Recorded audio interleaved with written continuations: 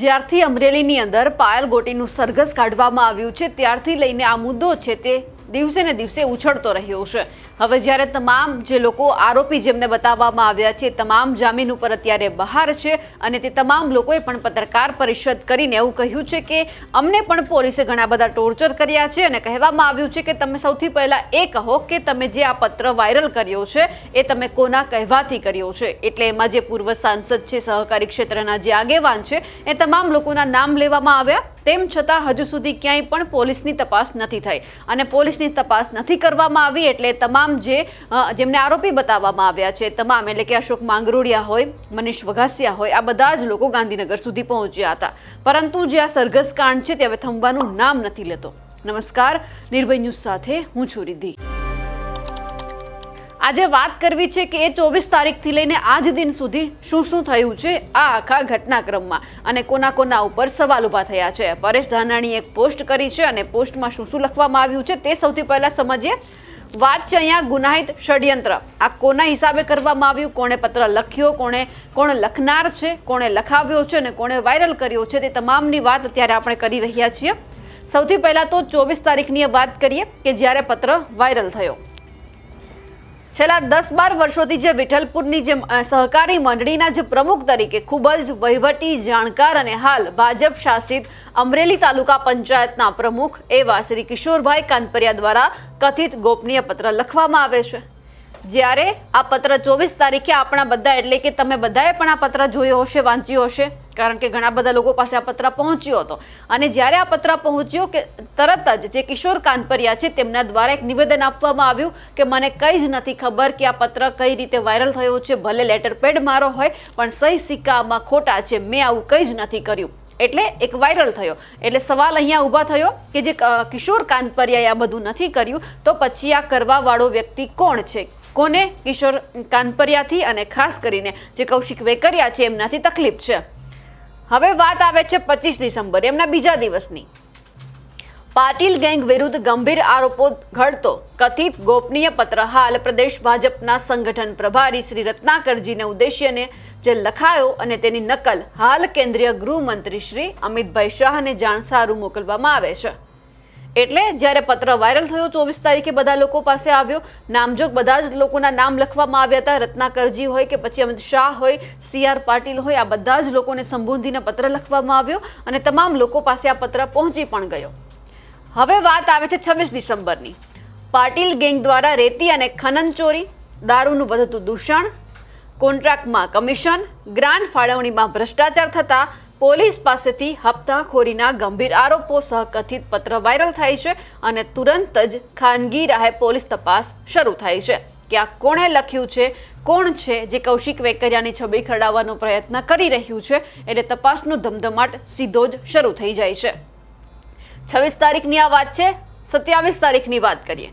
પાટીલ ગેંગના પપેટો અને પોલીસ દ્વારા કથિત ગંભીર આરોપોથી બચવા માટે જ ખુદ ગોપનીય પત્ર લખનારને દિવસભર ડરાવી, ધમકાવી અને કદાચ બળ પ્રયોગ દ્વારા ફરિયાદી બનાવવાનો પ્રયાસ શરૂ થાય છે।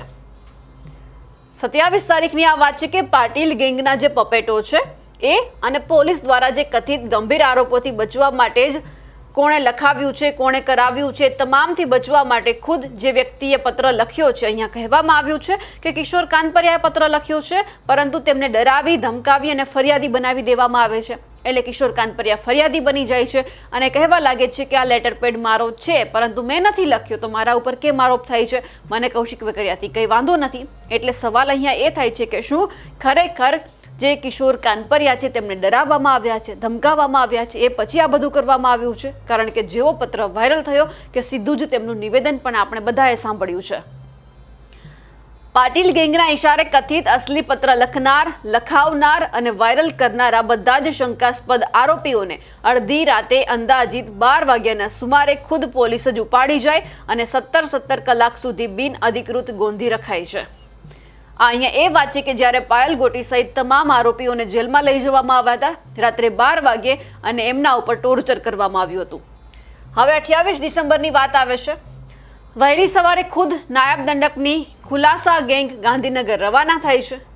અંદાજિત બપોરે 2ના સુમારે પ્રદેશ પ્રમુખ સાથે ખાસ મુલાકાત ગોઠવાઈ છે।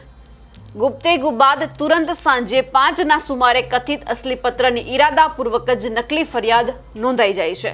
એટલે અહીંયા પણ ક્યાંક કોંગ્રેસના જે નેતાઓ છે કહી રહ્યા છે કે FSLનો રિપોર્ટ અમારી પાસે છે, પત્ર સાચો છે, આ પત્ર કોઈ જ નકલી નથી. પરંતુ આ જ પત્રને નકલી બનાવવા માટે ઘણી બધી મથામણ થઈ અને એમાંથી બચવા માટે ભાજપના ઘણા બધા નેતાઓએ ઘણા પ્રયત્ન કર્યા. તેમ છતાં આ પત્ર નકલીમાંથી હવે ધીમે ધીમે અસલી બનતો જાય છે.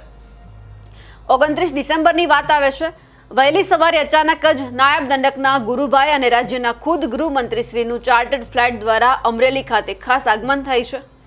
એરપોર્ટ ઉપર જ સ્થાનિક SP દ્વારા થયેલ સ્વાગત પછી તેમના મારફતે મળેલી સૂચનાઓ સત્વરે અમલમાં મુકાય છે. બધા જ શંકાસ્પદ આરોપીઓને અંદાજિત 5ના સુમારે નામ કોર્ટ જે સમક્ષ છે તેમને હાજર કરવામાં આવે છે. નામદાર કોર્ટ સમક્ષ તેમને હાજર કરાય છે. ઉપરથી મળેલી સૂચના મુજબ 10-10 દિવસના રિમાન્ડ મંગાય છે અને સમી સાંજે કુંવારી દીકરી સહિત બધા જ આરોપીઓનો જાહેરમાં ભરી બજારે વરઘોડો કઢાય છે. આ રવિવારનો દિવસ છે કે જ્યારે તમામ લોકોનો વરઘોડો કાઢવામાં આવ્યો હતો અને એ પણ રિકન્સ્ટ્રક્શનના નામે. પોલીસ એવું કહી રહી હતી કે રવિવારે બજારમાં ભીડ હતી એટલે ગાડી છે આગળના ચોકમાં રાખવામાં આવી હતી અને એ ત્યાંથી તેમને લઈ આવવામાં આવ્યા હતા. પોલીસ સ્ટેશને એક નિર્દોષ દીકરીની નજર સામે જ અડધી રાત સુધી સહ આરોપીઓને ઢોર માર મારીને બધાય મોટા માથાના નામ ખોલવાની મથામણ થાય છે. અહીંયા જે રીતે જ્યારે પત્રકાર પરિષદ મનીષ વઘાસિયાએ કરી ત્યારે તેમણે કહ્યું હતું કે જ્યારે સૌથી પહેલા માર મારવામાં આવ્યો ત્યારે પોલીસે સૌથી પહેલો સવાલ એ જ કર્યો હતો, તે આ બધું કોના ઈશારે કર્યું છે? નામ બોલ. નારણ કાછડિયા, દિલીપ સંઘાણી કે પછી એમના કોઈ બીજા ભાઈ છે, એ ઘણા બધાના નામ લેવામાં આવ્યા. અને આખરે જ્યારે એ લોકો એવું કહ્યું કે અમને કોઈએ લખવાનું કીધું જ નથી, અમે લખ્યું જ નથી, આ બધું તો કિશોર કાનપરિયાએ કરેલું છે, તેમ છતાં સાંભળવામાં ન આવ્યા. અને પોલીસ છે તે એક જ રટણ કરતી રહી કે તને આ બધું લખવાનું કોણે કહ્યું હતું? પૂર્વ સાંસદ છે કે સહકારી ક્ષેત્રના આગેવાન છે કોઈ? કારણ કે જ્યારે લોકસભાની ચૂંટણી હતી ત્યારે આપણે બધાએ જોયું છે કે અમરેલીમાં જે ડખો હતો નવા કાર્યકરો જૂના કાર્યકર્તાઓ વચ્ચેનો, જે રીતે નવા કાર્યકર્તાઓને ટિકિટ આપવામાં આવી, તમામ જૂનાઓને એક સાઈડ કરી દેવામાં આવ્યા, એટલે પણ આ બધું ક્યાંક થયું હોય તેવું પણ ક્યાંક પોલીસને અને તેમના જે રાજકીય આકાઓ છે તેમને લાગ્યું. હવે વાત આવે છે 30 ડિસેમ્બર. સવારના પહોરમાં ખૂબ જ ડરાવાયેલી એક નિર્દોષ દીકરીને પણ પગમાં પટ્ટા મારવાના આદેશ અપાય છે. રિમાન્ડ પૂરા થયા પછી નામદાર કોર્ટમાં પણ બધા જ શંકાસ્પદ આરોપીઓની બાજુમાં દંડા મારું પોલીસવાળાને જ ખાસ ઊભા રખાય છે. એટલે ત્યાં પણ તે બોલી ના શકે કે મારી સાથે આ વસ્તુ થઈ છે, એટલે કેસ આગળ ચાલ્યો જાય.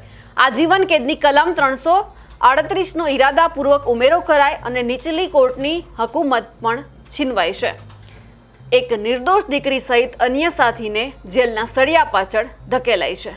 અને એ પછી પાટીદારની જે પાયલ ગોટી છે તેમને બહાર લઈ આવવા માટે લગભગ કોંગ્રેસના તમામ નેતાઓએ મહેનત કરી. પાટીદારના પણ ઘણા બધા નેતાઓ હતા. ખોડલધામમાં એક બેઠકનું આયોજન કરવામાં આવ્યું. એ પછી કંઈક નિર્ણય લેવાયો અને એમના બીજા દિવસે જે પાયલ ગોટી છે તેમને જામીન મળ્યા. સાંજના લગભગ 7 વાગ્યે તે જેલમાંથી બહાર આવી. પણ બાકીના જે લોકો હતા એ હજુ પણ જેલમાં હતા. એટલે સવાલ એ હતો કે આ બધું જે વ્યક્તિએ કરાવ્યું છે એ કેમ ચૂપ છે? કે હકીકતમાં મનીષ વઘાસિયાએ જાતે જ આ બધું કર્યું છે? એટલે સવાલ અનેક થયા. પરંતુ જ્યારે મનીષ વઘાસિયા છે, અશોક માંગરોળિયા છે, આ બધા જ લોકો બહાર આવ્યા એટલે એમણે ખુલાસો કર્યો કે આમાં તો જે કિશોર કાનપરિયા જે ફરિયાદી છે તમે એમની જ પૂછપરછ કરો તો તમને બધું જ ખબર પડશે. અને ખાસ કરીને પોલીસની પણ પૂછપરછ કરવામાં આવે કે પોલીસ આ 3 થી 4 વ્યક્તિના નામનું કેમ રટણ કરે છે? કેમ એમને એવું લાગે છે કે આ બધી જ વસ્તુ છે આ 3 થી 4 વ્યક્તિએ કરાવી છે? પૂર્વ સાંસદ, સહકારી ક્ષેત્રના આગેવાન હોય કે પછી કોઈ પણ બીજું હોય. હવે એક પોસ્ટ છે કે ભાજપની ગેંગવોર, અબડાની આબરૂ બચાવવા નારી સ્વાભિમાન આંદોલન, દીકરીનું અડધી રાત્રે અપહરણ કોણે કરાવ્યું? કુંવારી કન્યાનો વરઘોડો કોણે કઢાવ્યો? નિર્દોષ દીકરીને પગે પટ્ટા કોણે મરાવ્યા? કોઈને બાપના દાડાથી વંચિત કોણે રખાવ્યા? આ બધું જ ફરી એક વખત પોસ્ટર વોર શરૂ થઈ ગઈ છે, જેમાં લખવામાં આવ્યું છે. હવે લખવામાં આવ્યું છે કે 18 વર્ણ અવાજ ઉઠાવો, સમાજ શ્રેષ્ઠીઓ બહાર આવો, ગુનેગાર પોલીસના પટ્ટા ઉતરાવો, નકલી ફરિયાદ રદ કરાવો, ડીજીપીના નેતૃત્વમાં ખાસ તપાસ કરાવો, અસલી પત્રની FSL કરાવો, બધા જ CCTV ફૂટેજ કબજે કરાવો, પત્રના આરોપો અંગે જાહેરમાં ચર્ચા કરાવો. આ જેટલા અહીંયા મુદ્દા લખવામાં આવ્યા છે હજુ પણ બધા જ લોકોના મનમાં જ ખૂંચી રહ્યું છે કે નિર્લિપ્ત રાય તપાસ કરીને જતા રહ્યા છે, રિપોર્ટ તૈયાર થઈ ચૂક્યો છે, તો હજુ સુધી કેમ DGPને સબમિટ કરવામાં નથી આવ્યો?